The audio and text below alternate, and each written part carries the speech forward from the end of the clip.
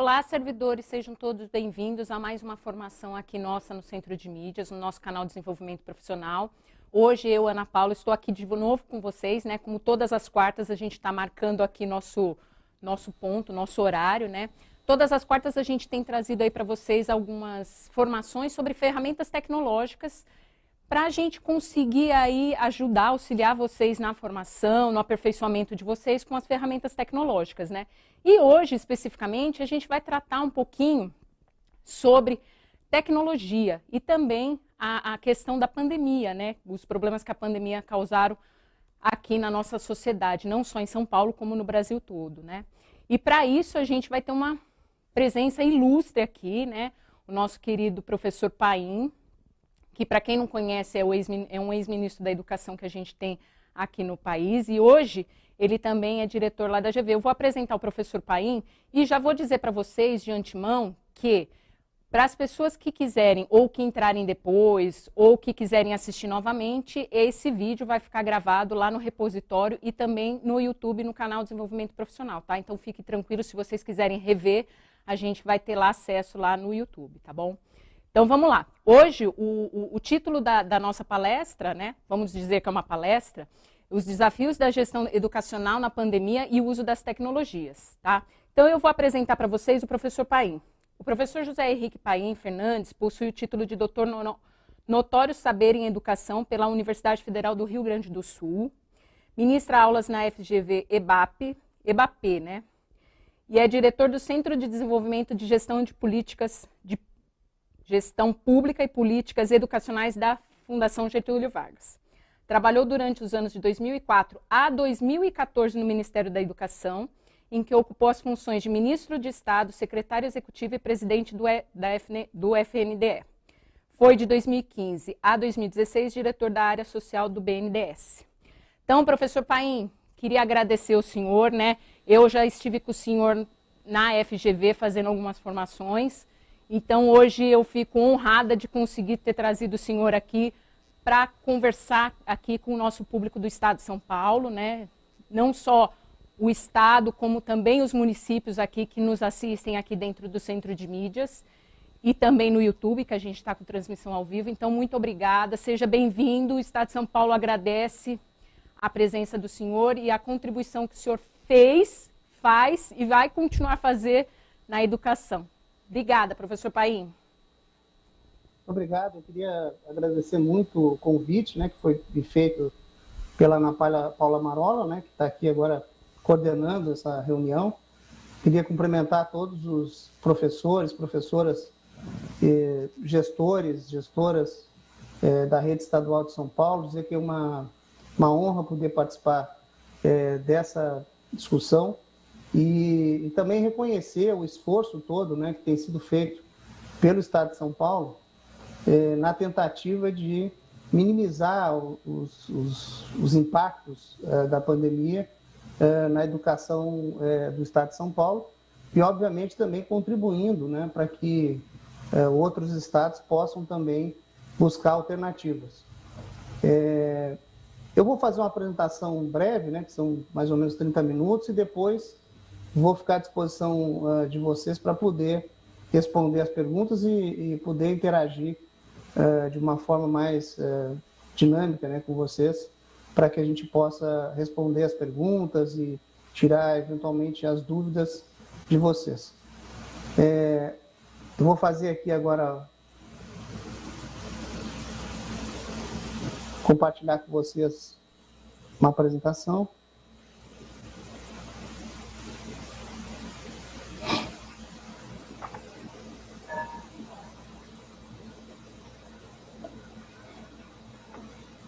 Bom, primeiro eu queria dizer que a pandemia, né, ela na realidade representou não só uma crise sanitária, né, uma das maiores crises que o mundo já viveu, mas o reflexo da pandemia no âmbito da educação também representou uma crise sem precedentes do ponto de vista educacional.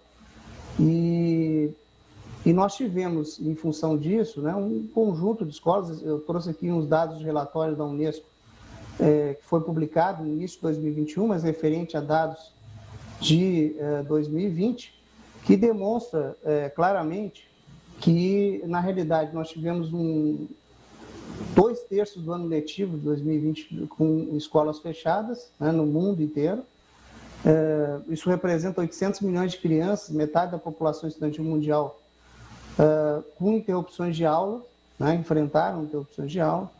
E no Brasil, o Brasil é um dos países que mais sofreu, né, durante o ano 2020, com uma média aí de 40 semanas com fechamento de escolas.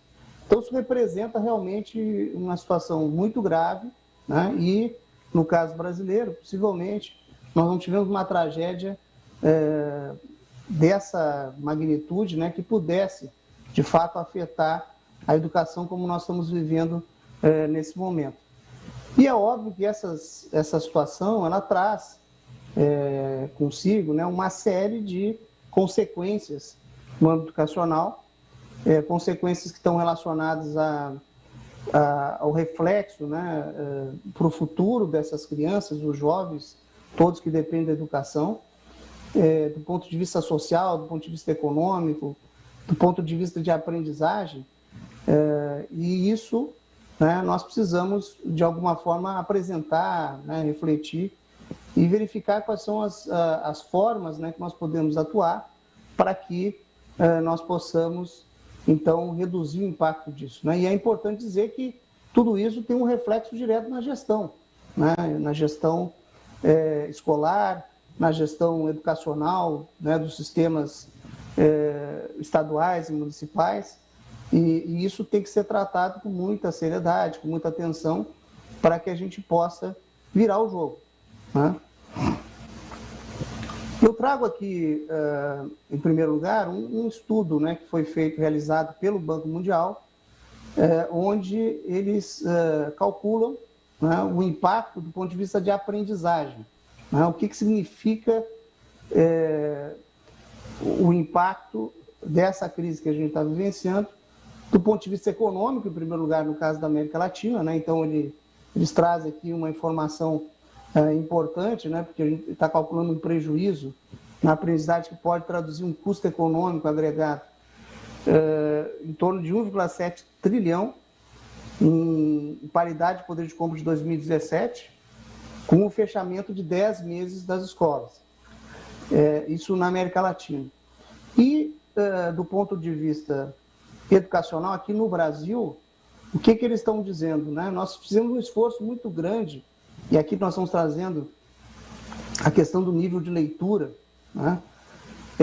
Nós fizemos um esforço muito grande para chegar a um nível ainda que é insuficiente, onde 50%, antes da pandemia, dos alunos conseguiam ler um texto, né? Entender um texto. E aí a projeção que se faz é que se a gente tiver 7 meses, né, 10 meses e 13 meses com as escolas fechadas, isso vai significar nós irmos com um patamar, né, de 71% dos jovens, né, com 15 anos não conseguir fazer leitura, né? Então, na verdade, nós estamos falando de um prejuízo muito significativo, porque na verdade nós temos todo um esforço ao longo dos anos, né, com uma redução significativa para 50%, mas que ainda é um patamar muito elevado, com dificuldade de leitura, mas se nós continuarmos com essa crise, com essa situação de fechamento das escolas, nós vamos chegar a um nível muito maior e possivelmente um nível de 10 anos atrás. Então, assim, é um prejuízo significativo projetado por esse estudo do Banco Mundial. Da mesma forma, aqui nós temos um estudo também da Universidade de Zurique, onde nós estamos falando de perda de aprendizagem, né? Uma projeção de perda de aprendizagem na rede estadual aqui de São Paulo, né? E é um estudo importante, porque, na realidade, São Paulo, né, é um estado que fez um esforço significativo, né? O próprio Centro de Mídias é uma demonstração desse esforço. E com todo esse esforço, a gente percebe, né, que existe, a partir desse estudo que foi realizado pelo o CAED e um acompanhamento que foi feito pelo próprio secretário de Educação do Estado, uma possibilidade de perda de aprendizagem significativa, né? No sexto, no sétimo, no oitavo ano, nono ano, até o terceiro ano do ensino médio. O risco de abandono também, que é uma medida importante, né? Que a gente percebe também como um elemento que pode aumentar a desigualdade educacional no país, né? É um risco que a gente corre muito grande. E a perspectiva que tanto a Unesco quanto a Unicef e vários organismos internacionais indicam é que a gente pode realmente ter um aumento do abandono, que vai significar ali na frente um prejuízo importante, né, do ponto de vista social. E aqui a gente percebe que esse risco está bastante elevado e na medida que a gente analisa os dados, né, a gente verifica que tem um risco muito grande, inclusive nessa transição, né, do ensino fundamental para o ensino médio, né, e também nessas séries que realmente são mais sensíveis, né, em relação a isso.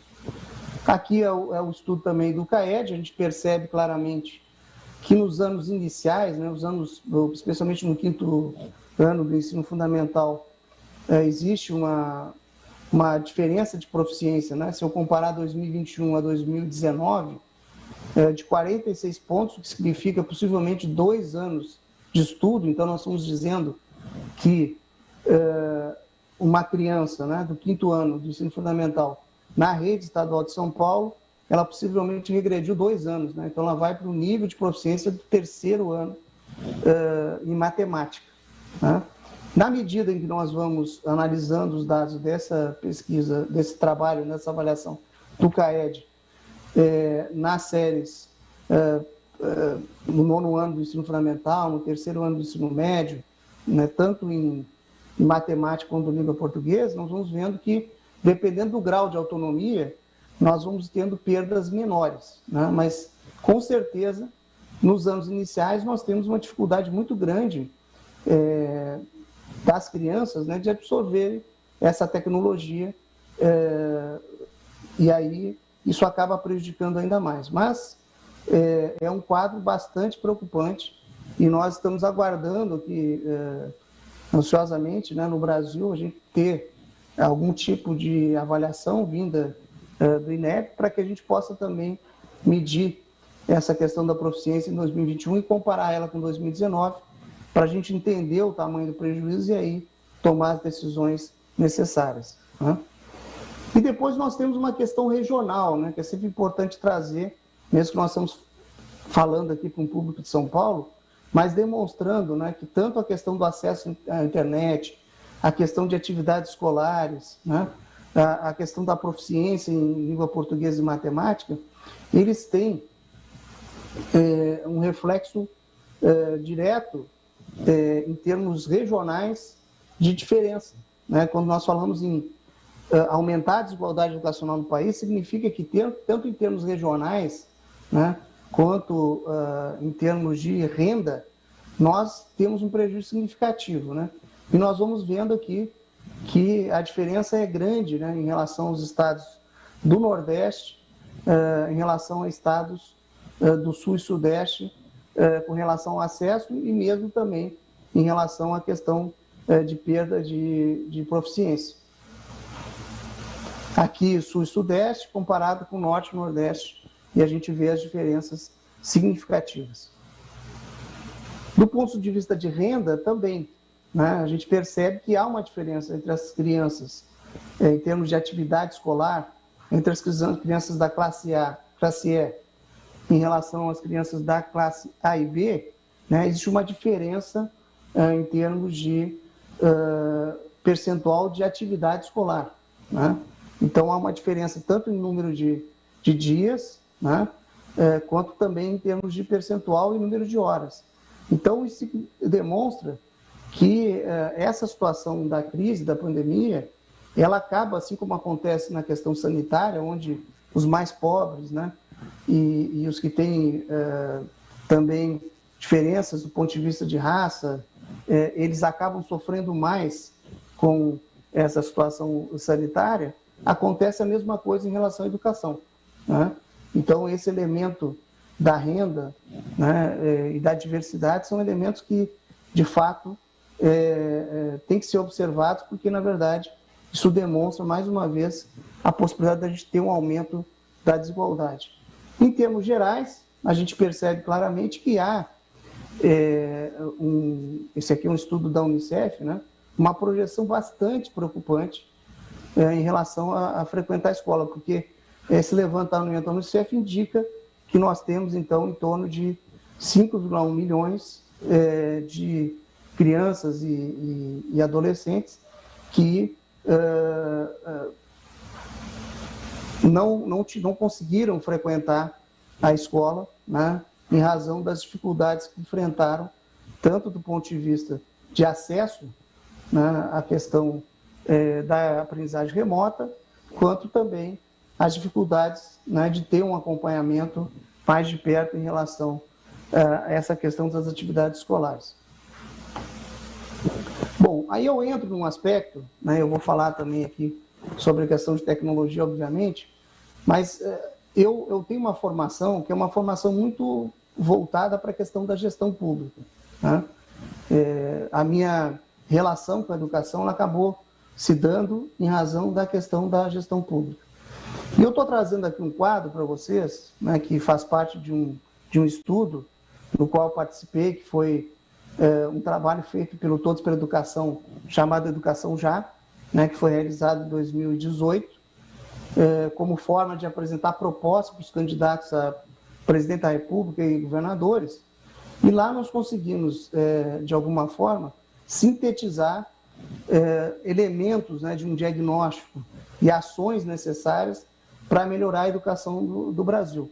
E conseguimos, de alguma forma, construir um quadro que ele traz, a partir de dimensões, o que seria uma estratégia nacional, né, para que a gente pudesse enfrentar essa questão da melhoria da educação no país, tanto do ponto de vista da qualidade, quanto também do ponto de vista da permanência e do acesso. Então, nós temos aqui 3 eixos, e eu acho que essa figura, de certa forma, ela está muito relacionada à questão do próprio enfrentamento da pandemia e, obviamente, a questão do uso das tecnologias, né, que eu vou falar mais à frente.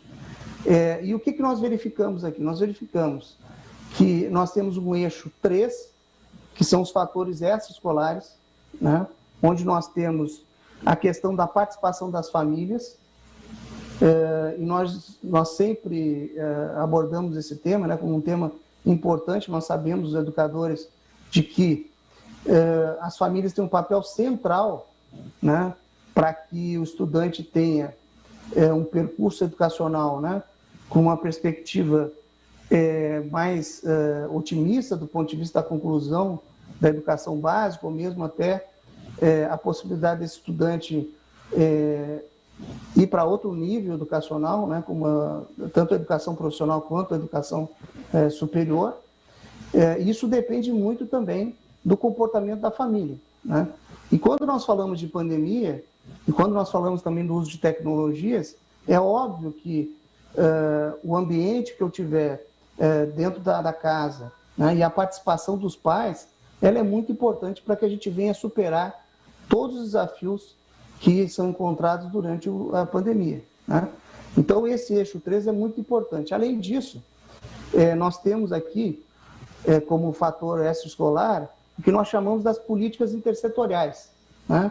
A política de saúde, a política de assistência social, de proteção social, e nós sabemos o quanto isso é importante, porque no período da pandemia nós tivemos uma série de episódios, né, relacionados à questão de violência doméstica, e elementos que muitas vezes prejudicaram, né, o desempenho dos alunos, ou mesmo até o engajamento dos alunos na questão educacional com a aprendizagem remota, criando uma situação, né, muito difícil e que remete, inclusive, para esse risco de abandono que nós falamos lá na frente.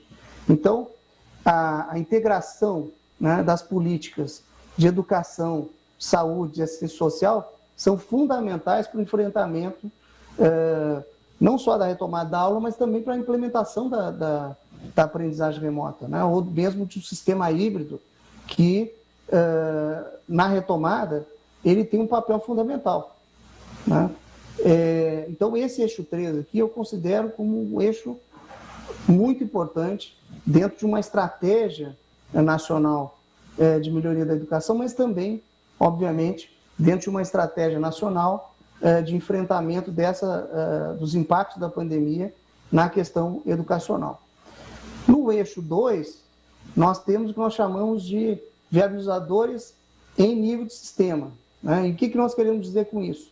Nós temos na ponta, né, na parte de baixo, o que nós chamamos de avaliação e monitoramento do sistema, que é fundamental, é muito importante se nós quisermos pensar, né, em qualquer estratégia, né, de uso de aprendizagem remota, de ensino híbrido, né, que nós tenhamos uma clareza em relação à métrica, né, de onde nós vamos partir, ou seja, eu preciso medir qual é a situação do sistema, né, e nesse sentido, o Estado de São Paulo avançou bastante porque ele fez esse levantamento, né, através do CAED, o que permite que haja um melhor planejamento dessa retomada das aulas, né, e o uso das ferramentas também. Então, eu acho que esse é um ponto central para que a gente possa ter também um sistema de monitoramento, de acompanhamento, ou criar uma cultura de acompanhamento a partir desse sistema de avaliação, né? Então, a medição é um aspecto muito importante. O outro aspecto importante é a gestão das redes de ensino, né? Porque uma possível retomada vai exigir que as redes de ensino elas estejam organizadas, né? Do ponto de vista de planejamento, do ponto de vista de gestão, de criar as condições dentro da escola para que a gente tenha tanto a conexão, né, como conteúdos disponíveis, plataformas digitais que vão ser utilizados tanto na escola quanto também na casa das crianças e desses jovens. Então, uma boa gestão da rede ela é muito importante, né? E a questão da governança do sistema, né, que é um elemento importante e que, no caso do Brasil, nós temos uma complexidade muito grande, porque nós somos na verdade, um sistema, né? Nós não temos um Sistema Nacional de Educação constituído, mas nós temos um sistema que funciona e que, na realidade, é uma gestão compartilhada autônoma, né? Onde União, Estado e município tem que ter a colaboração através do regime, né, de colaboração, que é muito importante para que, a partir da autonomia de cada um, a gente possa construir um sistema. Eu trago aqui como exemplo, como um elemento importante, né, do relacionamento da rede estadual com os municípios, uma questão que tem que ser administrada aí no âmbito da pandemia e, obviamente, também tratada do ponto de vista de tecnologia, que é o seguinte: um estudante que está na rede municipal, né, no 5º ano, ou estava em 2020, né, no 5º ano do ensino fundamental, ou seja, no último ano, e naquele município ele não tem oferta municipal nos anos finais do fundamental e ele terá que migrar para a rede estadual, nós temos um exercício importante. Por quê? Porque ele vai precisar recuperar em 2020, né, os conteúdos que eventualmente ele não conseguiu acessar com a aprendizagem remota, ou eventualmente aqueles conteúdos, né, aqueles objetivos de aprendizagem, competências, habilidades que ele não conseguiu atingir, né? Ele tem que recuperar tudo isso em 2020. Isso tem que ser feito na rede municipal. Só que esse estudante migrou, né, no 6º ano para a rede estadual, né? Da mesma forma também, o município oferece os anos finais do fundamental e o estudante tem que migrar para o ensino médio da rede estadual, né? Então, nós temos um desafio importante onde a comunicação entre a Secretaria Estadual da Educação e as secretarias municipais de educação é fundamental e muito importante para que a gente possa, na verdade, ter um plano, né, de recuperação que envolva essa questão da gestão compartilhada. E, obviamente, o uso das ferramentas, ele também, de alguma forma, vai ter que ser compartilhado para que a gente possa acompanhar esse estudante para e passo, ele tendo uma recuperação e, ao mesmo tempo, tendo os conteúdos necessários, né, e atingindo também as competências e habilidades que estão previstas para o ano seguinte, que já seria na rede estadual. Então, essa questão da governança dos sistemas, né, e o relacionamento dos sistemas também é um ponto central, né? E, da mesma forma, a questão do financiamento, que também é um elemento muito, muito importante, né? Especialmente por quê? Porque, assim como nós temos, né, programas que nós chamamos de assistência estudantil, onde a União exerce o seu papel supletivo e redistributivo, né, como o Programa Nacional de Alimentação Escolar, Programa Nacional do Livro Didático, o Programa Nacional de Transporte Escolar, onde muitas vezes o próprio Estado, né, ele complementa recursos para o município para que isso possa ser exercido de forma compartilhada, né? Eu diria que hoje, qualquer Programa Nacional de Assistência Estudantil ele tinha que prever a questão da inclusão digital, a conexão desses alunos do ponto de vista da internet, o acesso à internet, ele deveria ser, na verdade, um Programa Nacional de Assistência Estudantil, assim como nós temos esses outros programas que eu fiz menção aqui. Porque sem essa conectividade, nós temos uma desigualdade muito grande, porque nós temos estados, né, municípios que têm capacidade, que têm condições de, eventualmente, comprar um equipamento e colocar um chip, ou disponibilizar o acesso à internet através de um auxílio para as famílias e para os jovens, para as crianças, para que eles possam ter acesso à internet, mas em muitos casos eu não tenho. Então, se eu tiver um programa nacional, eu diria que a União estaria cumprindo uma função importante do ponto de vista supletivo e redistributivo, reduzindo essas desigualdades que nós temos no Brasil. E o eixo 1 é o que nós chamamos dos fatores interescolares, que são fatores fundamentais, né? E aí nós temos, obviamente, a questão da infraestrutura escolar, que mais uma vez a gente trata, que está relacionada à questão do uso das tecnologias, né? E aí, obviamente, que nós precisamos colocar a questão aqui do acesso à internet como um elemento importante, a questão da gestão escolar, que é um ponto central, a formação de professores, né? A valorização e formação dos professores, que é um ponto que tem que estar previsto em qualquer política, não só de melhoria da qualidade da educação, mas também nesse período agora da pandemia, né, e do uso de tecnologias, nós precisamos ter uma política voltada para o professor, porque o professor ele é a figura central de um processo educacional e também de uma mudança de cultura, né, que nós estamos vivendo a partir do que a gente chama de uma transformação digital. Então, qualquer política, né, prevista de melhoria da questão escolar e melhoria da educação, os professores têm que estar no centro dessa estratégia e é muito importante, né, que nós tenhamos, então, programas de formação para esses professores. E, obviamente, os recursos pedagógicos, né? E nos recursos pedagógicos, nós temos aqui a questão das plataformas digitais, né? Das questões, das ferramentas que podem ser utilizadas numa estratégia de sala de aula, né? Seja ela remota, seja ela híbrida, seja ela presencial. Tudo isso é muito importante, né? E, obviamente, a administração toda dessa sala de aula, que a gente sabe, né, que cada vez mais junto com essa transformação digital, nós temos uma aceleração de um processo também fundamental, que o Manuel Castells, né, que estuda há muito tempo essa questão da sociedade em rede, né, da nova economia, que trouxe modificações importantes para a educação, ele fala sempre no que ele chama de obsolescência da escola. Ou seja, o estudante que chega hoje na escola, ele é muito diferente do estudante de 10, 20 anos atrás, porque ele tem um conjunto de informações à disposição dele. Então, a forma como o professor lida, né, com esse estudante, agora ainda mais num ambiente remoto ou um ambiente híbrido, ela precisa também de uma transformação, né? Por que precisa de uma transformação? Porque, na verdade, o professor, além de ter um papel de transmitir o conhecimento, ele precisa mediar esse conhecimento, fazendo com que esse estudante, cada vez mais, né, ele consiga, a partir dos conteúdos que ele acessa, né, fazer o melhor uso possível, interagindo com a turma, interagindo também com o professor.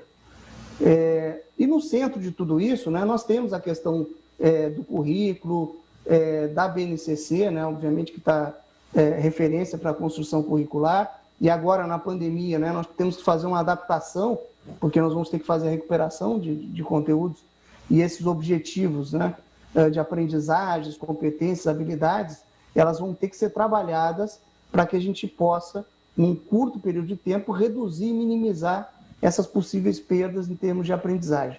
E no centro de tudo isso está a questão do acesso, permanência, mas especialmente da aprendizagem, né? A gestão educacional, ela tem que estar voltada para a questão da aprendizagem, e esse deve ser o elemento mais importante. Quando nós falamos de aprendizagem, é óbvio que nós estamos falando de uma aprendizagem para todos, né? E essa aprendizagem para todos, a educação para todos, que é um elemento central, né, da educação, como fala a Unesco, é fundamental que ela esteja relacionada a uma estratégia, né, a um planejamento e a um acompanhamento de cada aluno, de cada turma, de cada escola, né, e, obviamente, da secretaria em relação às suas regionais, tendo um reflexo direto no acompanhamento que é feito pela Secretaria Estadual de Educação.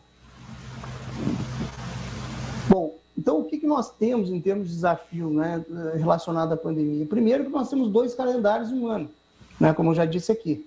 Ou seja, nós vamos ter que recuperar 2020, recuperar parte de 2021, né, porque mesmo a retomada das aulas, né, ela é uma retomada gradual e ela tem que ser feita com muita segurança, né, segurança em relação aos profissionais de educação, segurança em relação aos alunos, né, segurança em relação à família que vai colocar a criança na escola. Então, tudo isso é um processo que deve ser lento e gradual, né, e exige, então, que nós tenhamos um bom planejamento para administrar essa questão dos 2 calendários. E é impossível que a gente consiga fazer isso, né, qualquer estratégia que vai se definir aqui, sem o uso de tecnologia, né? A tecnologia vai ser fundamental para que a gente possa mesclar, né, a retomada das aulas com o presencial com o uso de ferramentas de tecnologia, né, que são necessárias para que a gente possa ter a recuperação do ano de 2020 e também trabalhar aquilo que está relacionado a 2021. Então, nós precisamos urgentemente ter uma retomada da agenda da aprendizagem, né? Da gestão, da questão curricular, daquilo que se chama hoje também de currículo de transição, né? Eu já falei aqui também da questão de assistência estudantil, que eu sei que vários estados, né, tiveram que fazer uma ginástica, né, para atender a questão da alimentação escolar para aquele estudante que está em casa, né, com a aprendizagem remota. A gente precisa trabalhar essa questão da educação digital, né? E isso envolve não só os estudantes, as crianças, os adolescentes, mas envolve também, obviamente, os próprios professores, né? Porque os professores precisam se adaptar. Nós tivemos na Fundação Getúlio Vargas um curso voltado para essa questão da transformação digital, onde a professora Ana Paula participou e ajudou a construir um curso que estava voltado não só para o comportamento do professor, né, no uso de plataformas digitais, né, e no mesmo em relação a conteúdos que são trabalhados de forma síncrona ou assíncrona, né, as aulas que são trabalhadas de formas síncronas ou assíncronas, como que deve ser o comportamento do professor perante as câmeras, que tipo de material didático que ele pode utilizar, quais são as estratégias, né, educacionais que ele vai ter, se ele vai utilizar metodologia ativa. Tudo isso é fundamental, muito importante, mas significa também uma mudança de cultura em relação ao professor, né? Então, esse é um ponto muito importante e que está presente tanto na questão remota quanto na questão híbrida.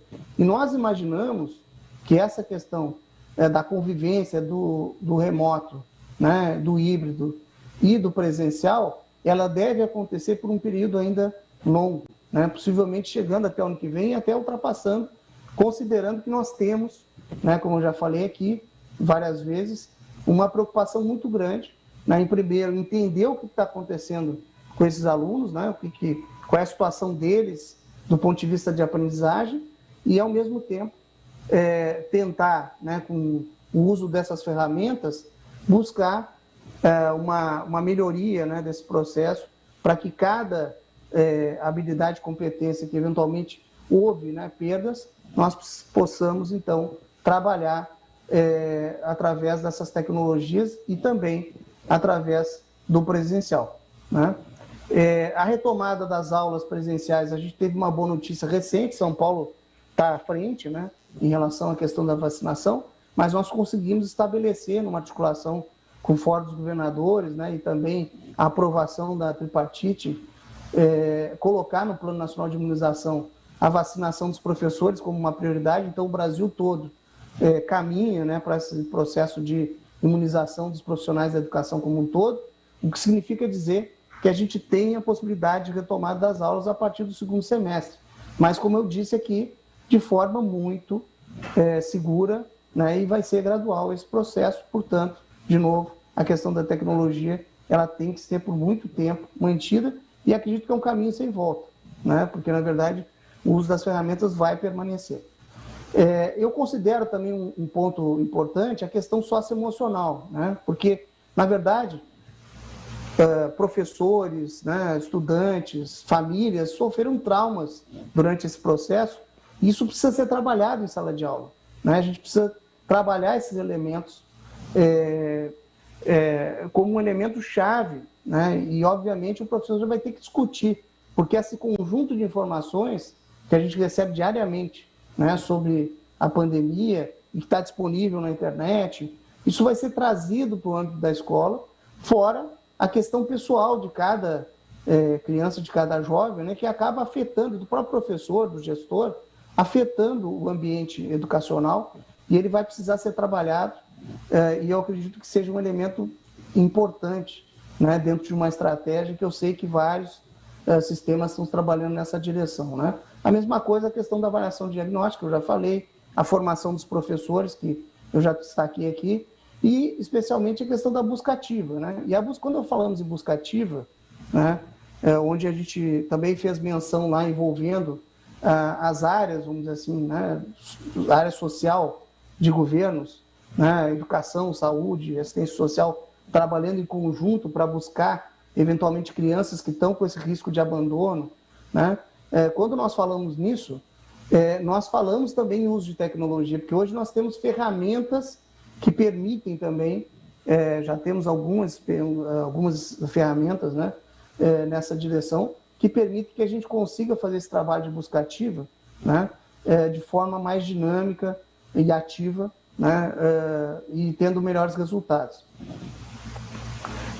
E a questão, obviamente, da comunicação, né, que é um elemento que está lá nos relatórios, tanto da Unesco quanto do Unicef, como uma questão central, porque essa questão da pandemia vai necessitar de uma comunicação muito forte, e aí essa comunicação também nós estamos falando do uso, né, das mídias sociais, e está muito associado também à tecnologia. Então, de um modo geral, eu acho que nós temos um grande desafio pela frente nos próximos anos, né, nesse ano, e sem dúvida alguma vai exigir um planejamento muito grande, vai exigir uma reinvenção, né, dos profissionais da educação, mas a gente percebe claramente que em toda essa situação que nós estamos vivendo é impressionante.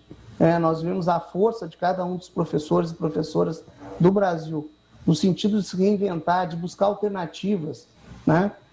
E nós temos vários casos no Brasil inteiro onde o professor, de fato, ele buscou, da forma dele, mesmo quando não tem uma atuação sistemática, né, do Estado, do município, da Secretaria Estadual, da Secretaria Municipal, no sentido de buscar ações de aprendizagem remota ou mesmo sistemas híbridos, o profissional da educação ele passa, né, muitas vezes, a ter que atuar de forma individualizada, com pouco apoio, inclusive, do poder público, mas ele acaba se reinventando e buscando alternativas. E quando há uma ação sistematizada, também exige desse profissional realmente uma atuação muito forte, né? Então, esse é um elemento importante que eu gostaria de destacar em relação a tanto professores, gestores escolares, né, coordenadores pedagógicos, que têm feito um trabalho muito importante, e a gente vê infelizmente, números preocupantes na questão das avaliações, mas a gente sempre fica imaginando se não tivesse esse esforço todo, né, dos profissionais da educação para que a gente pudesse ter uma situação ainda, né, que preocupante, mas um pouco melhor.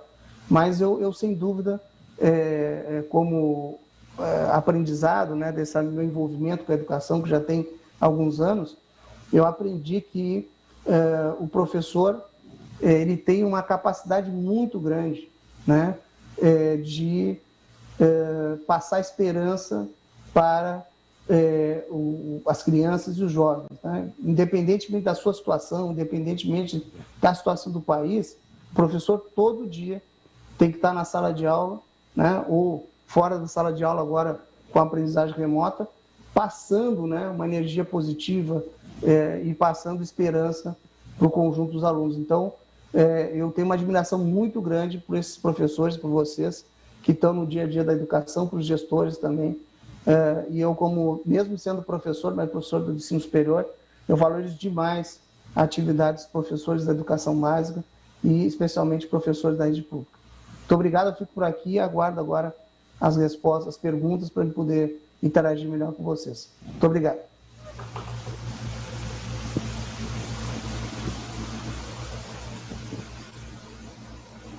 Na verdade, o senhor tocou em muitos assuntos, né, muitos pontos aí nebulosos que nós temos.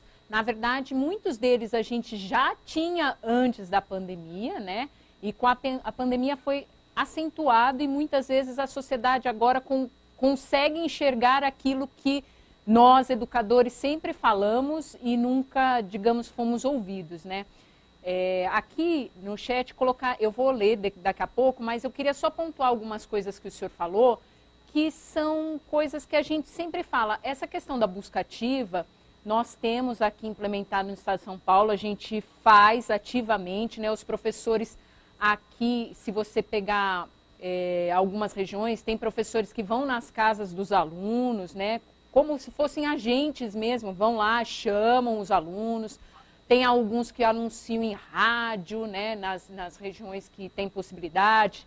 A gente tenta usar todas as ferramentas, né? Inclusive a gente está fazendo as formações aqui das ferramentas tecnológicas e sempre a gente fala de como utilizar para a busca ativa, para a gente conseguir atingir nosso aluno não só na parte pedagógica, como também para buscá-los, para trazê-los. E muitas pessoas aqui no chat colocaram que um dos grandes problemas que nós temos é a questão de trazer o aluno e com a pandemia veio o abandono e também a questão do desinteresse dos alunos frente à escola, né? Isso está muito mais escancarado e também a questão da família, né? Que a gente também tem um problema aí da questão da família, de perder também a identidade da escola, para que serve a escola, qual é o papel da escola, do educador, da família, quem educa, para que educa, ou a escola é só um local em que eu deposito meu filho lá para eu não ter problema. Então eu queria que o senhor falasse um pouquinho sobre isso e daí eu vou lendo algumas coisas aqui no chat sobre isso e daí a gente passa para as outras temáticas. Eu diria que essa questão é uma questão importante, né? Em vários dos pontos que a gente trata na pandemia, na realidade, nós estamos falando de algo que foi acentuado, né? Essa questão do interesse da criança, especialmente do jovem, né, em relação à escola, a dificuldade muitas vezes dos pais, né, de demonstrar ou incentivar, né, esse jovem para ir à escola. Tudo isso são questões que a gente já vinha enfrentando, mas que com a pandemia houve um aumento, né, um aguçamento dessa crise em relação à questão do interesse, né? Eu acho que esse é um ponto importante. E eu diria assim que o ponto central aí é a questão que nós falamos sempre, né? Estamos falando de busca ativa, do que a gente chama de uma cultura de acompanhamento, né? Que quando a gente analisa os sistemas educacionais no Brasil, né, que estão se destacando, né, que estão avançando mais, a gente sempre enxerga uma característica importante, que é uma cultura de acompanhamento, né? Um elemento diferencial de uma de uma rede. E essa cultura de acompanhamento, ela tem muito a ver, né, com um compromisso com cada um, né? Ou seja, cada criança, cada jovem importa, né? Nós não podemos deixar ninguém para trás. Então, esse é um elemento importante, né, que a gente trata sempre, não só nos fóruns nacionais, mas nos fóruns internacionais, esse elemento, né, de não deixar nenhum para trás, nenhuma criança, nenhum jovem para trás, mas isso é realmente necessário, né? E eu diria que, além de ser um papel do Estado, né, essa necessidade de não deixar nenhuma criança de fora, né, de não deixar nenhuma criança desistir, ele é também um papel muito importante daquelas pessoas que estão no dia a dia da educação, né, seja o secretário estadual de educação, seja o secretário municipal de educação, seja a atividade de supervisão, né, escolar, seja a questão da coordenação pedagógica, o diretor da escola. Então, assim, esse tratamento individualizado, ele é muito importante e a gente sabe que, ao longo do tempo, a gente foi perdendo isso, né? E agora, na pandemia, a gente precisa retomar com muita força essa questão, e a busca ativa, na verdade, representa isso, né? Porque, na verdade, nós temos um risco de abandono, né? Não só, muitas vezes, por desinteresse do aluno, mas também porque, em alguns casos, a gente está vendo isso também como um elemento que vem sendo trazido, né, quando se faz a busca ativa em alguns estados e municípios, que muitas vezes não é uma opção, né? A crise, essa crise, né, sanitária que afetou a educação, afetou também a economia. Então, muitas vezes os pais, né, acabam tendo que colocar os filhos para trabalhar. E isso acaba afastando também, né, o jovem, muitas vezes, da escola. Então, esse é um elemento importante, né, que a gente precisa considerar também, mas, sem dúvida alguma, a gente precisa trabalhar, como eu disse, sempre com essa preocupação, né, de buscar cada um. E ainda tem um elemento, né, que a gente imagina como consequência disso, porque, na verdade, nós fizemos a partir das orientações do próprio Conselho Nacional de Educação, e os conselhos estaduais também tomaram decisões nessa direção, de fazer com que o estudante não tivesse prejuízo em função da pandemia dentro da sua evolução dentro do sistema educacional, né?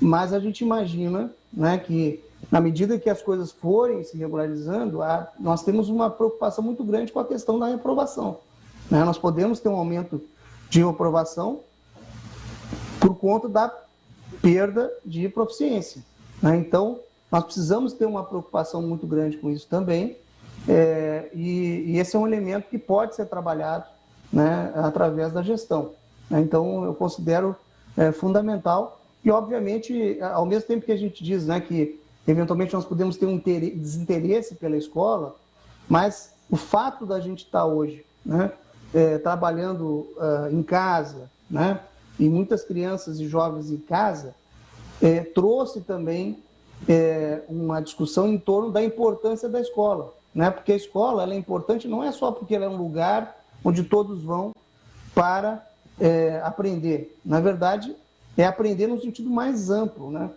da educação. Porque, na verdade, nós temos ali uma série de elementos, né, de socialização, de alguns aspectos, né, que estão relacionados às competências socioemocionais, que são importantes serem trabalhados no âmbito da escola, do ponto de vista presencial, né, que remotamente a gente não consegue, muitas vezes, fazer isso. Então, eu diria que é muito importante que a gente considere tudo isso.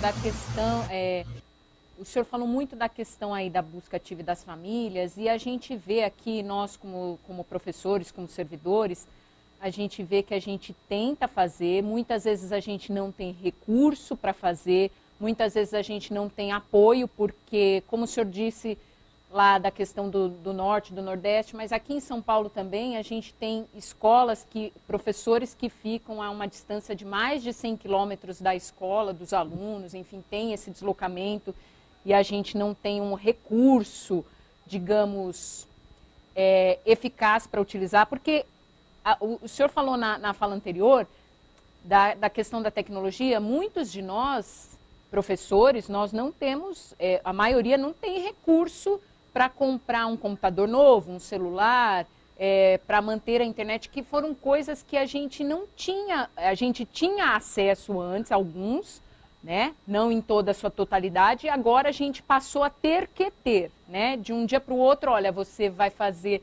a aula de forma remota, não se perguntou se a gente tinha recursos, e também aos alunos, né? Porque aqui no estado de São Paulo, o governo está fazendo aí uma força-tarefa para tentar dar chip para esses alunos, mas tem muitos alunos que têm um celular para 5 pessoas na casa, enfim, mesmo os professores também têm esse problema, né?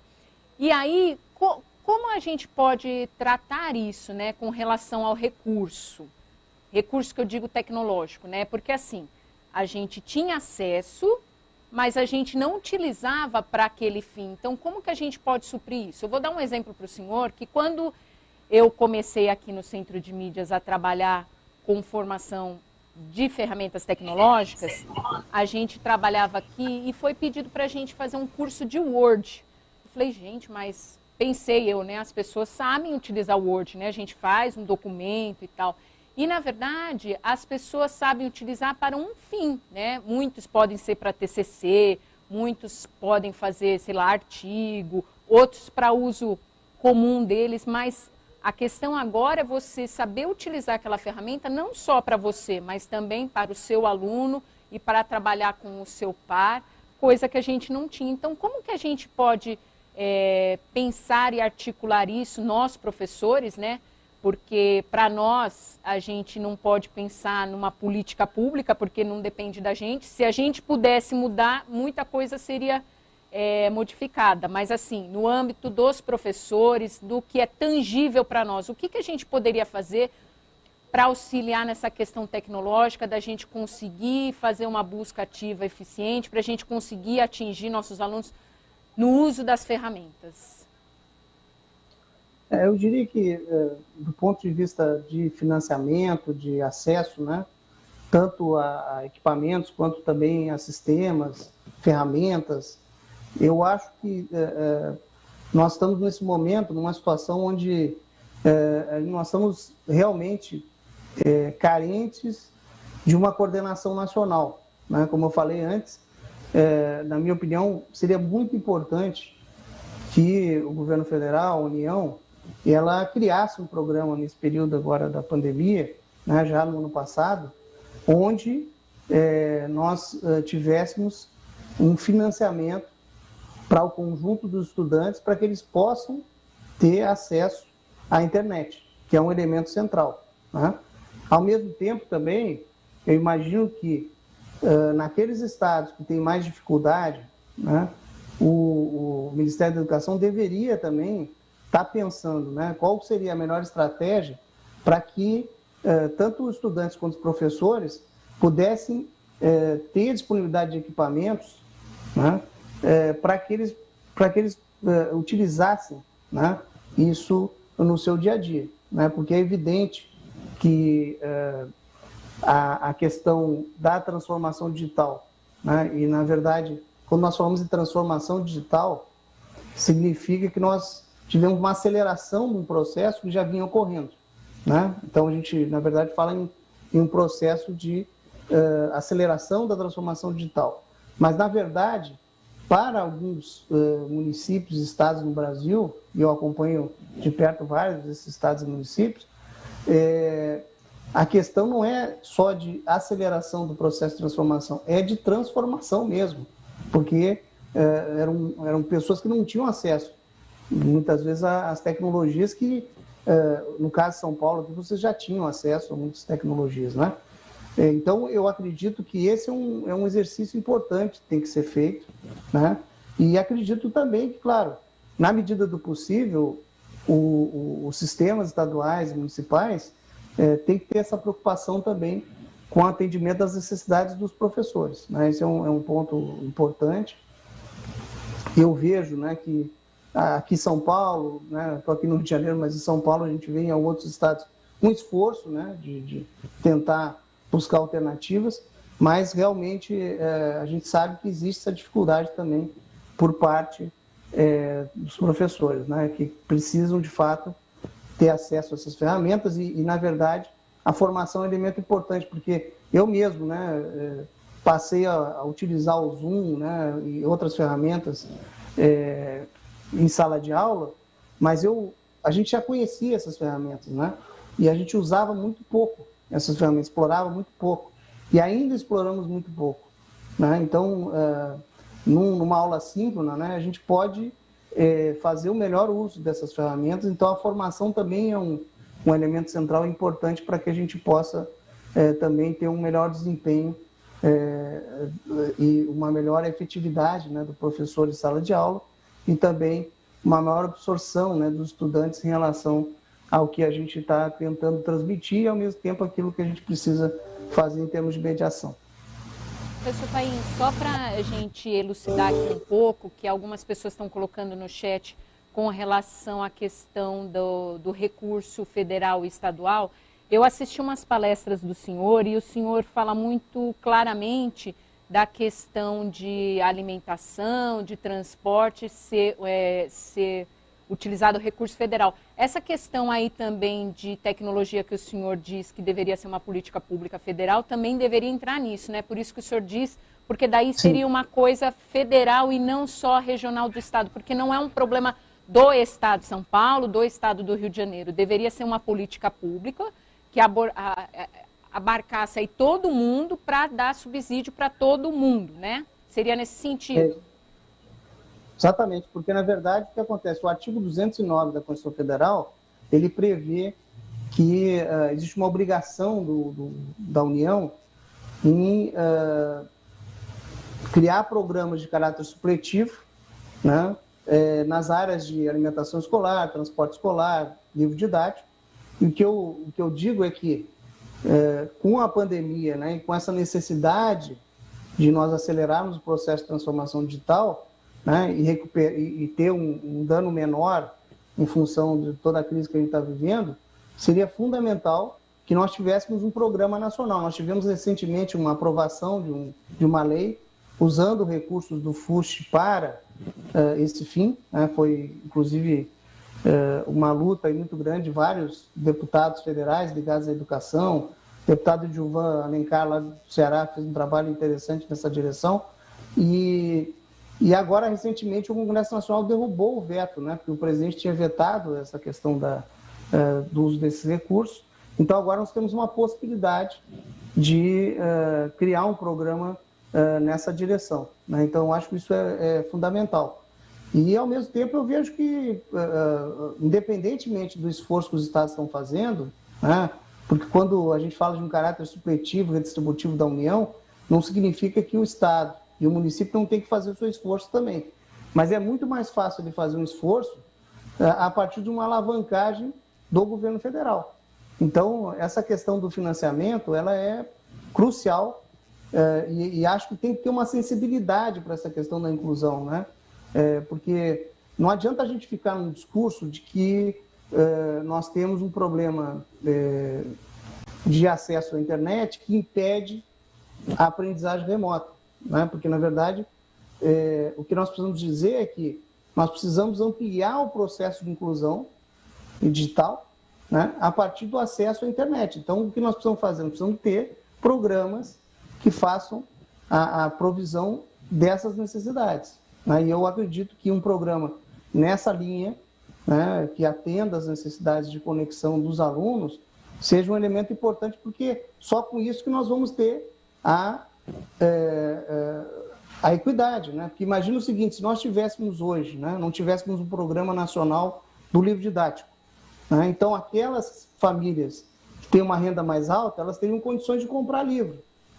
As famílias que têm uma renda mais baixa não comprariam livro didático. Então nós teríamos situações em sala de aula, com alguns utilizando livro didático, outros não utilizando livro didático. É mais ou menos o que a gente encontra hoje no Brasil. Nós temos em algumas situações, né, famílias que conseguem ter acesso à internet, que conseguem ter equipamentos disponibilizados nas suas casas, e outras famílias que não têm. né? Como você disse agora, nós temos mesmo com a distribuição de chip, eu tenho um celular para toda a família utilizar, né? Isso é uma dificuldade muito grande. Então, o Estado brasileiro ele tem que ter essa preocupação, né? Porque a questão da redução da desigualdade é um ponto central. E como a gente vai ter que conviver, né, por muito tempo, e talvez não tenha mais volta, e é bom que não tenha, com o uso de tecnologias, isso deve ser um programa nacional. É isso que eu defendo. E, como a gente disse aqui, são vários problemas de vários setores, de várias hierarquias, né? É muito complexo isso, né? E agora a pandemia escancara cada vez mais. E algumas perguntas aqui também fizeram com relação assim, se o senhor acha que a mídia está apresentando de forma clara esses problemas do aprendizado dos alunos, né, dessa questão que está aparecendo e surgindo, e também da questão da valorização do professor, né? Quando a gente fala em valorização do professor, lógico, a gente também fala de uma questão salarial, mas também na questão da valorização do trabalho do professor, né? Porque o professor, ele não é como um funcionário, vamos dizer, um funcionário padrão que tem horário de entrada e saída, né? O professor tem horário de entrada, mas nunca tem horário de saída, porque termina a aula, ele tem que ficar, agora no remoto, né? Ele tem que ficar com o telefone ligado para atender aluno, atender escola, atender isso, fazer aula, plano de aula, corrigir prova, fora que a questão da pandemia, de forma geral, né? Agora a gente tem ali os nossos filhos, né? Porque não tem como mandar para a escola, tem muitas escolas que não conseguem ficar o tempo inteiro com o filho, você tem os problemas de casa. Então, como que a gente consegue aí organizar isso e fazer com que a sociedade valorize mais o trabalho do professor? Eu sempre fui assim, muito crítico, né, da abordagem da mídia em relação à questão educacional no Brasil, né? A gente tem visto, né, obviamente, a cobertura, né, da questão sanitária e da questão educacional, reflexo da questão sanitária na questão educacional, e até eu diria que a mídia tem apresentado exemplos interessantes que estimulam, de certa forma, exemplos de esforço, de sistema de ensino, de profissionais da educação, no sentido de minimizar esses efeitos todos da pandemia na educação, mas muitas vezes, né, a gente vê que a abordagem que é feita em relação à educação, ela acaba desestimulando os gestores e estimulando também o próprio professor, né, porque quando se apresenta os números, né, de uma avaliação nacional, até das avaliações internacionais, a gente acaba generalizando, né? E colocando a educação no Brasil como uma situação de que está tudo errado, né? E, na verdade, quando a gente faz isso, a gente está desvalorizando o professor, está desvalorizando a escola pública, está desvalorizando o gestor que tem um esforço gigantesco. E quando a gente olha, né, o que tem acontecido no Brasil nos últimos anos, a gente vê claramente que nós temos melhorias significativas que vêm acontecendo, né? Nos anos iniciais do ensino fundamental, nos anos finais do fundamental, mesmo a gente não estando atingindo as metas como a gente está atingindo nos anos iniciais, né? As metas do IDEB. Mas a gente percebe, quando a gente olha o mapa, né? Lá desde quando construiu o IDEB, em 2005, para o último IDEB de 2019, uma mudança significativa em termos de proficiência e de fluxo, né, de rendimento escolar nas redes públicas. Isso não aconteceria se não tivesse um esforço todo de gestão desses sistemas de ensino, de planejamento, né? Não é suficiente ainda o esforço todo que tem sido feito. Nós temos gargalos importantes na questão da alfabetização das crianças, na questão do ensino médio, embora nesse último resultado do IDEB a gente já teve uma melhoria, né? Foi pequena, mas já aconteceu uma melhoria. Mas a gente tem que, ao mesmo tempo que a gente tem que apontar, a mídia precisa apontar essas fragilidades que a gente tem, mas ela precisa também valorizar muito os bons exemplos, para que esses bons exemplos sirvam de referência, né, para o conjunto das pessoas que se esforçam diariamente na educação. Então, eu tenho essa visão, né? Então, eu acho que é muito importante que a gente tenha esse tipo de cobertura, né? E, ao mesmo tempo, também colocando a figura do professor como uma figura central nesse processo, né? Porque a gente sabe também que muitas vezes o professor ele não é compreendido, né, no esforço todo que ele faz para que a gente tenha um resultado melhor na educação do Brasil. E a gente, quando olha, né, para trás e vê o patamar que nós saímos, né, e o quão tardio, né, foi o nosso início de um processo de criação de uma agenda de educação ampla, né, para todos no Brasil, né, quando nós comparamos o Brasil com países aqui da mesma América Latina mesmo, vamos ver que o esforço educacional de uma reforma educacional começou lá no final do século XIX, em vários países aqui da América Latina, Argentina, Uruguai, e o Brasil começou esse esforço muito tarde, né? E a gente só teve uma reforma educacional com sentido real de universalização a partir da Constituição de 88, né? Então, é muito pouco tempo, né? Então, eu diria que a gente precisa valorizar, sem dúvida alguma, o esforço que foi feito até aqui, né? Claro que nós não podemos tapar o sol com a peneira e dizer que a gente não tem problemas, que a gente tem desafios enormes, gigantes pela frente. Mas é preciso que a gente valorize, sim. É preciso que a gente tenha essa abordagem um pouco diferenciada, né? E mesmo na gestão, a gente percebe que na pandemia, as secretarias estaduais, municipais de educação, e eu tenho acompanhado isso de perto, até porque o nosso centro é um centro na Fundação de Vargas que acompanha a questão da gestão educacional, a gente percebe claramente o esforço dos estados e municípios no sentido de ter um mínimo planejamento, né? Claro, com falhas, com problemas, com dificuldades, mas está fazendo um esforço para que a gente possa minimizar e sem apoio, sem uma orientação nacional, né? O que é muito mais difícil. O senhor fala com propriedade em algumas entrevistas que eu vi do senhor, uma questão que eu, pelo menos, sempre penso e sempre levanto, que é a questão da continuidade, né? O senhor falou aí que a questão, assim, a gente cria a política pública e daqui a pouco, ou alguma ação, daqui a pouco muda a gestão, muda o governo, e aí começa tudo de novo. Então, a gente é igual futebol, né? Então, começa a dar um resultado ali ruim, já tira o técnico, já tira o jogador.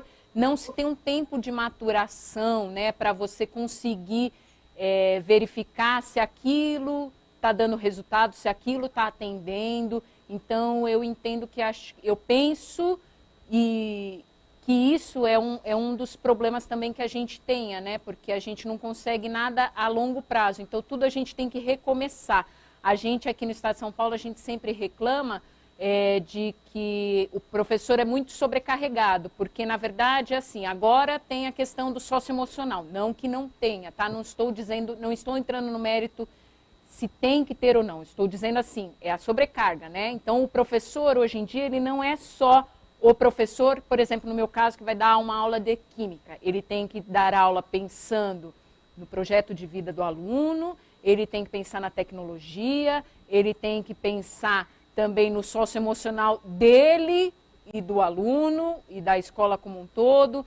Então, como que o senhor vê isso, a questão de como que o professor poderia não ser tão sobrecarregado com tantas coisas, com tantas demandas e ser uma coisa mais compartilhada, né? Não é um peso, né? Mas um problema compartilhado. Cada um tem que dar conta do seu território e não só em cima do professor.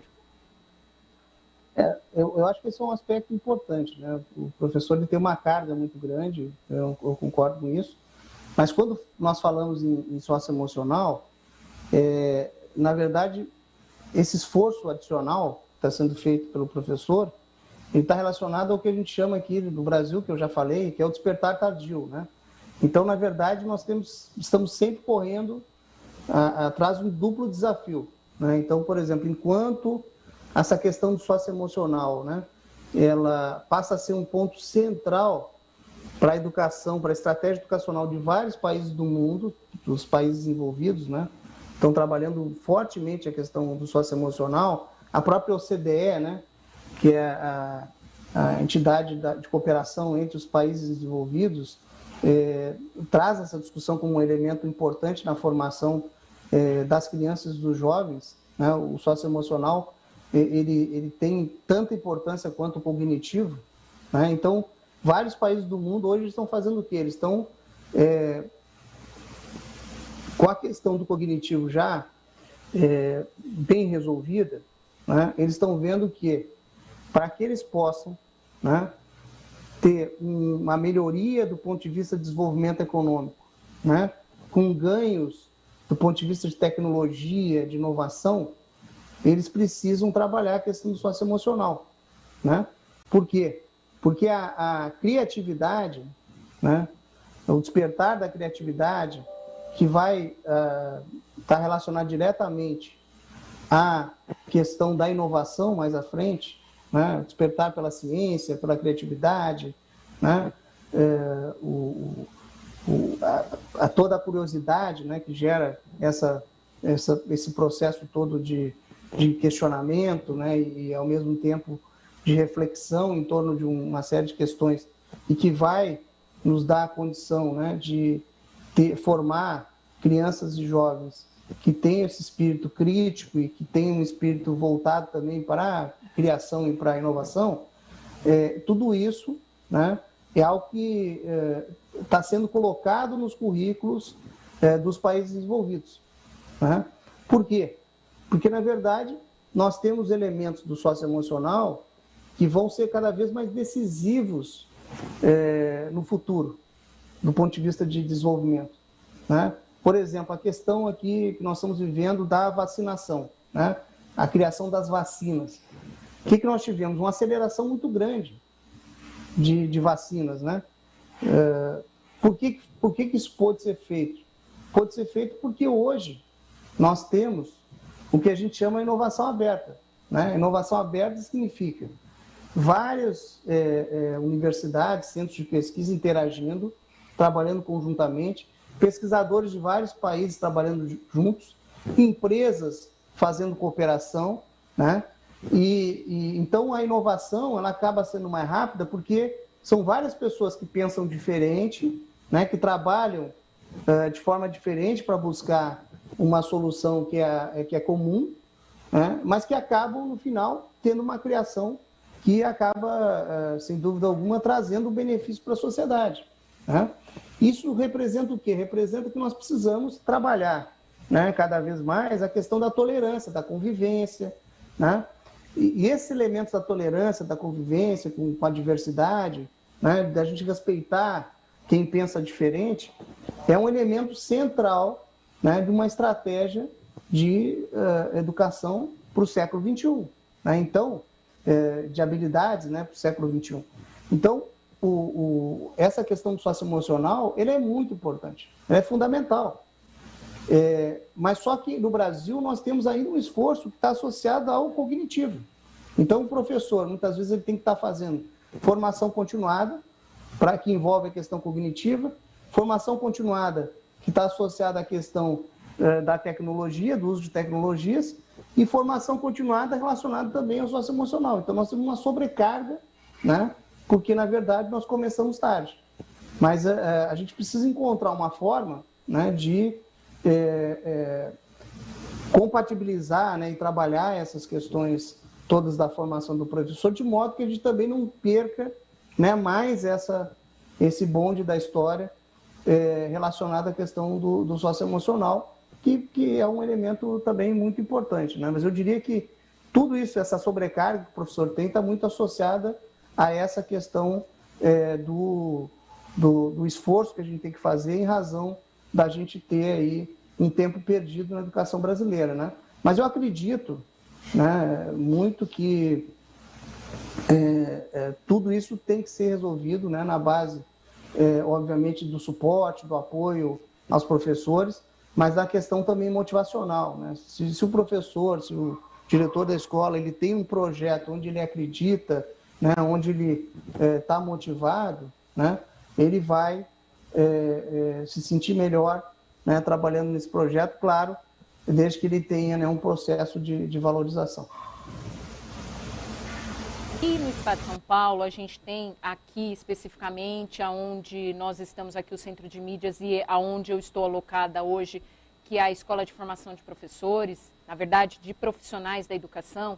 A gente é uma escola responsável pela formação e o aperfeiçoamento dos profissionais, né? Então, muito se viu aqui no estado de São Paulo de que as pessoas vinham com uma formação desigual das universidades, então a gente precisava fazer aí uma equalização, não só disso, mas também das outras demandas que a gente tem, como, por exemplo, o senhor está falando do socioemocional, nós temos aqui algumas ações relacionadas ao socioemocional, enfim, temos outras ações, mas isso só não supre.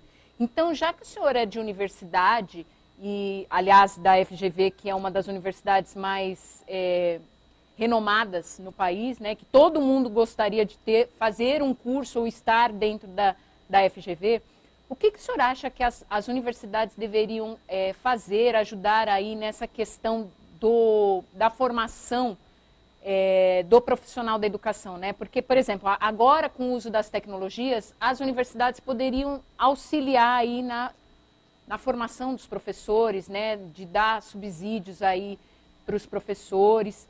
Com a BNCC que a gente está implementando também vai ser necessário aí uma questão de formação, e fora as formações normais. Então, o que as universidades poderiam auxiliar aí os estados, os municípios e, em geral, os professores nessas formações no aperfeiçoamento, né? Eu diria que poderia auxiliar muito, né? Na realidade, nós temos uma dificuldade, quando nós falamos de desenvolvimento científico e tecnológico do Brasil, a gente sempre fala na necessidade de um casamento, né, entre o mundo produtivo e o mundo das universidades, né? E a gente vê também na educação básica essa necessidade muito grande da gente também ter esse casamento, né, entre o mundo da educação superior e o mundo da educação básica, né? Então, a gente tem esse descasamento no Brasil, infelizmente, né? Nós precisamos fazer com que haja esse casamento, né? E esse casamento está muito associado ao quê? Primeiro, né, nós temos uma questão importante que envolve a formação inicial, né, porque, e aí temos uma oportunidade, quando a gente trabalha a questão da própria Base Nacional Curricular, o reflexo da BNCC nos currículos, né, é óbvio que a gente tem que envolver as faculdades de educação nesse processo todo, de modo que isso venha refletir na questão da formação inicial dos professores, né? E eu imagino também que a universidade tem um papel importante nessa questão da formação continuada, né? Mas para isso eu preciso que tenha uma conexão entre a educação básica, ou seja, os gestores da educação básica, as suas necessidades, suas demandas, né? A própria demanda dos professores em relação a aquilo que as universidades estão ofertando do ponto de vista de formação continuada e também da formação inicial. Esse é um ponto muito importante, muito relevante, né? Agora, quando nós enxergamos do ponto de vista de governança, né, de sistema, a gente vê o quê? Que, na realidade, a questão da universidade, né, do ensino superior e o papel dele na formação, ele está atrelado a uma responsabilidade que é da União, né? Porque nós temos responsabilidades, né, da União, dos estados e municípios, no caso em relação à educação básica, no caso do município, educação infantil e ensino fundamental, no caso dos estados, ensino fundamental e ensino médio, né? A responsabilidade sobre o ensino superior é da União, né, em termos regulatórios, em termos de supervisão, de avaliação, mas também em termos de política pública, né? Então, na verdade, a gente precisa ter um diálogo frequente entre o governo federal, né, e também entre os estados, né, os sistemas estaduais e municipais, com as universidades, né? Ao mesmo tempo que a gente precisa ter realmente o apoio da universidade nessa estratégia, né, de formação dos professores, a gente precisa também fazer com que isso seja possível através de um diálogo, né? Então, a gente precisa entender que a universidade tem um papel muito importante né? Então, ela precisa ser tratada dignamente e ela precisa assumir um papel importante através do diálogo, né, do convencimento. Eu, quando estava no Ministério da Educação, tive a oportunidade, né, de dialogar com as universidades a questão da Base Nacional Comum Curricular. Havia, naquele momento, alguma resistência, a gente conseguiu discutir com várias entidades, né, que estão relacionadas às universidades, às faculdades de educação, trabalhar a ideia, né, de que a BNCC, ela, na verdade, ela é muito importante do ponto de vista de inclusão, né, porque se eu consigo definir objetivos de aprendizagem e competências e habilidades do âmbito nacional, eu posso, de alguma forma, né, reduzir um pouco as disparidades associadas à aprendizagem naqueles estados que têm mais dificuldade, mas, ao mesmo tempo, o diálogo é necessário, né? Assim como o diálogo é necessário entre os gestores dos sistemas estaduais e municipais com os professores e diretores de escola, é muito importante também que nós tenhamos um diálogo permanente entre a universidade, o governo federal ou mesmo os governos estaduais, quando tiver universidade estadual. Então, isso é importante, né? Nós precisamos criar uma grande pactuação, mas a gente não pode, de modo algum, ter uma política nacional que não enxergue, que não tenha uma visão sistêmica, onde a universidade tem um papel central, né? Mas a gente acredita muito que isso seja possível na medida em que haja esse diálogo e na medida que haja essa conscientização, tanto de uma parte quanto de outra, da importância de se construir um sistema de formação que atenda às necessidades, na realidade, das crianças, dos jovens, né, e dos próprios professores, que têm um papel fundamental na transmissão do conhecimento e na mediação desse conhecimento. A verdade, o que o senhor falou, a gente fica pensando que tudo depende da política pública, né? E a gente sabe que o quanto isso é demorado, né? Então, muitas vezes a gente precisa, agora com a questão da pandemia, com a questão da tecnologia, a gente precisava, né, na verdade, e continua precisando de formações e de estar mais junto com a universidade, e também aquela questão que a gente sempre fala, que algumas universidades elas não trazem ali uma realidade do chão da sala de aula, né? Porque algumas vezes a gente fala meio utopicamente, né, dentro da universidade, né? Eu estudei em universidade pública aqui no estado de São Paulo, na Unicamp, e eu posso dizer, né, isso porque já faz bom tempo. Eu, quando estava lá, quando eu me formei, eu não tinha noção do que era uma sala de aula, né? E quando eu pisei na sala de aula, eu falei assim, gente, não era nada disso que eu imaginei. Isso porque era uma universidade pública dentro do estado e eu conhecia, né, a realidade do meu estado, modo de dizer, né? Porque a gente nunca conhece até a gente ir no chão lá, né? Então, essa fala do senhor, a gente fica assim, com um fio de esperança de que alguma hora as pessoas vão olhar para os professores, para os educadores, entender que precisa ali de uma necessidade de um olhar diferenciado, dessa questão não só do professor quanto do aluno, da realidade, do contexto em que convive, porque cada escola tem um contexto, cada região é um contexto diferente dos demais, e que assim seja feita a diversidade e todos sejam contemplados, né? Porque a gente percebe que muitas vezes a gente não é lembrado no sentido de a maioria, mas também existe ali uma minoria, né? Digamos assim, né? A gente sempre vai pelo todo, mas existe ali um pedaço ali que é diferenciado. Mas, enfim, eu queria agradecer a participação do senhor.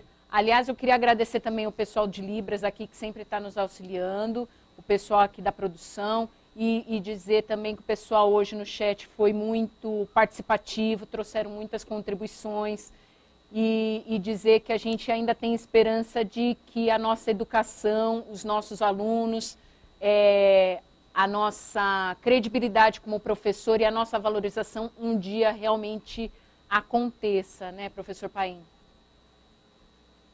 Sem dúvida, eu tenho essa esperança também. E eu acho que o grande aprendizado que a gente tem, né, não só nesse processo da pandemia, mas do ponto de vista educacional como um todo no Brasil, é que nós temos uma força muito grande que vem do professor, que vem do gestor que está no chão da escola, e qualquer política, né, seja ela nacional, estadual ou municipal, ela precisa estar sempre sendo dialogada e, de certa forma, até co-criada, né, com esses profissionais, porque, ao mesmo tempo, os profissionais são parceiros, né, e representam uma rede importante na implementação dessas ações e da recuperação desse tempo perdido que a gente tem na educação, né, e de uma implementação de uma agenda nacional. Esses professores têm uma força muito grande e pode ser também resistência na medida em que essas políticas não são aderentes na visão desses profissionais em relação ao que deve ser feito, né, em termos de mudança educacional. Então, na verdade, o que a gente precisa mesmo, dada a complexidade do sistema educacional brasileiro, né, que é um dos mais complexos do mundo, em função da descentralização, é muito importante que a gente tenha esse diálogo permanente, um respeito muito grande, né, pelos profissionais de educação, para que a gente possa construir uma agenda que seja efetiva e que traga resultados importantes para a melhoria da educação do Brasil e que represente esperança, né, para as crianças, para os jovens do Brasil que precisam muito, né, de melhorias através, e a gente sabe que essas melhorias vão se dar através da educação.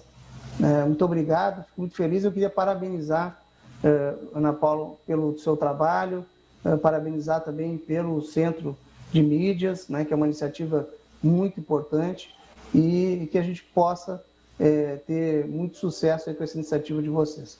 Muito obrigado. Professor Paim, dizer que nós aqui estamos abertos aí, se o senhor quiser fazer mais alguma participação com a gente, a porta da EFAP, da Secretaria, está sempre aberta para o senhor e também para a FGV, né? Que a gente começou com esse pontapé do senhor, no final do mês a gente vai ter aí mais o pessoal aqui da FGV de São Paulo que vai trabalhar aqui com a gente, então estamos abertos, como disseram nossos amigos aqui no chat, nós estamos sempre abertos para formações e para trazer conhecimento, né? Isso que é o mais importante. Então eu quero agradecer a participação de todos que estão aí no aplicativo do Centro de Mídias, no YouTube, e o senhor, pelo tempo que o senhor dispensou aqui para trazer aí mais conhecimento e conseguir aí a grandeza de trazer algumas explicações e algumas questões para a gente levantar e pensar um pouquinho, tá bom? Obrigada, gente. Boa tarde. Obrigado.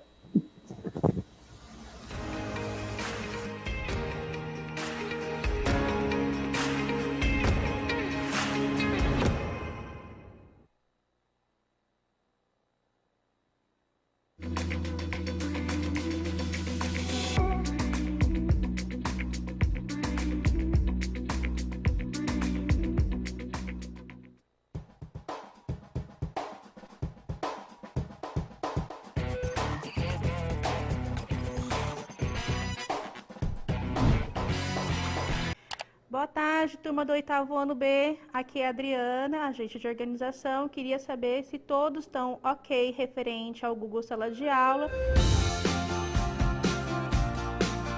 O Classroom é uma plataforma, sim, no meu ponto de vista, completa. Todas as matérias estão ali, todas as atividades estão ali. Então foi uma forma de focar o aluno numa plataforma só.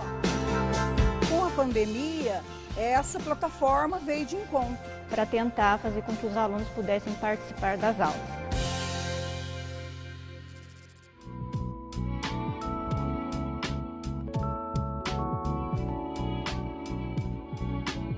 Através da busca ativa e de diferentes materiais disponibilizados dentro da plataforma, a gente conseguiu acessar esses alunos. Hoje nós temos 90% dos nossos alunos acessando o Classroom. Foi um trabalhinho de formiguinha.